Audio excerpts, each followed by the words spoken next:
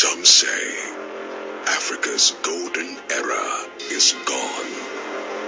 A time when great African kings and queens built their dreams into empires stretching across the continent and beyond.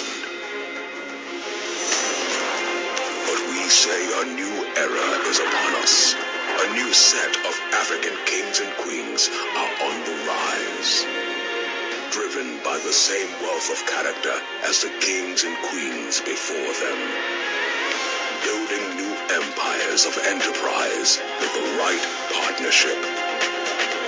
So rise up wherever you are, new kings and queens of Africa.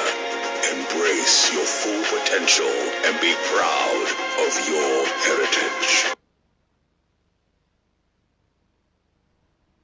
Snake and bird represent the duality or polarity of human nature.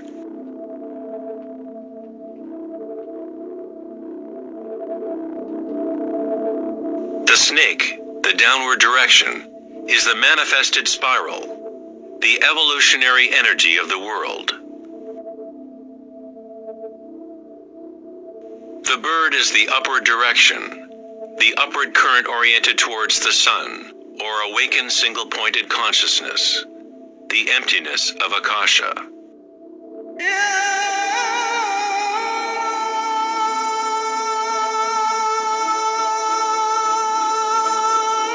Pharaohs and gods are depicted with awakened energy, whereby the Kundalini snake moves up the spine and pierces Ajna chakra between the eyes.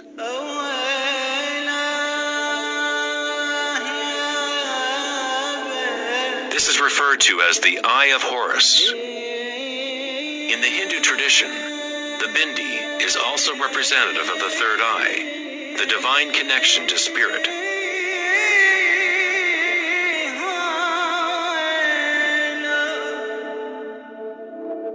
King Tutankhamun's mask is a classic example showing both the snake and bird motifs.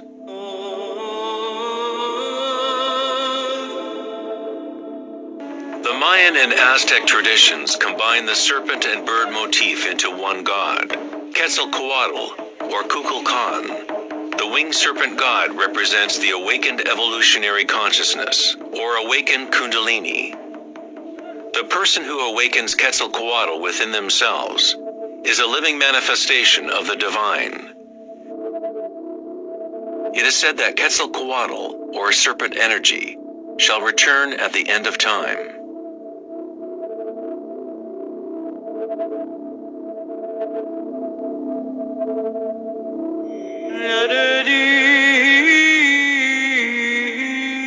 The snake and bird symbols can be found within Christianity as well.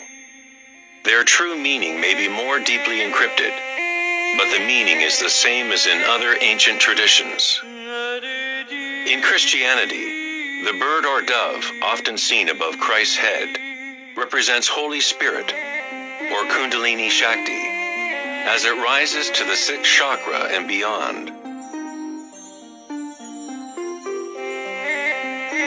The Christian mystics called Kundalini by another name, Holy Spirit. In John 3:12, it says, "And as Moses lifted up the serpent in the wilderness, so must the Son of Man be lifted up." Jesus and Moses awakened their Kundalini energy, bringing awakened consciousness to the unconscious reptilian forces that drive human craving. Jesus was said to have spent 40 days and nights in the desert, during which time he was tempted by Satan. Similarly, the Buddha was tempted by Mara, as he sat to reach enlightenment under the Bodhi tree, or wisdom tree.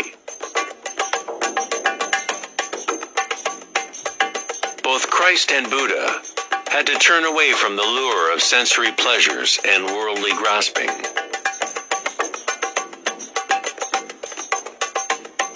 In each story, the demon is the personification of one's own attachments.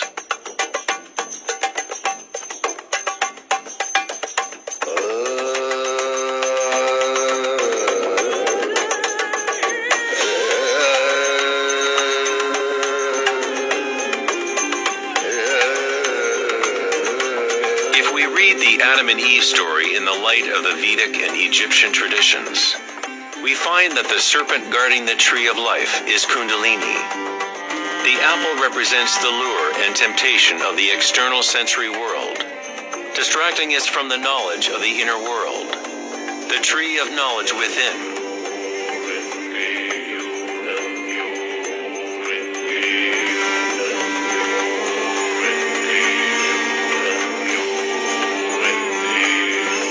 The tree is simply the network of nadis, or energy meridians within ourselves, which literally form tree-like structures throughout the body. In our egoic quest for external gratification,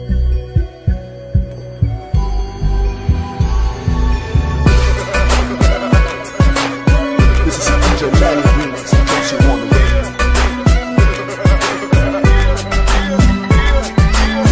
Hey yo, what's up, DJ Manny? This is 38. Keeping it real. Drop that shit, homie. Drop that, man.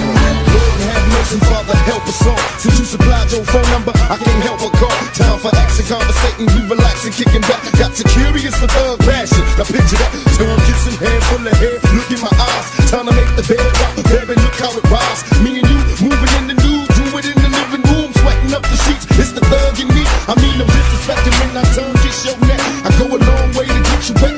What you expect? Late night, hit the highway, drop the top. I pull over, getting busy in the parking lot. And don't you love it how I lick your hips and glide? Kiss yourself on your stomach, push my love inside. Got you lost in the love song, stuck in the lust. I got the big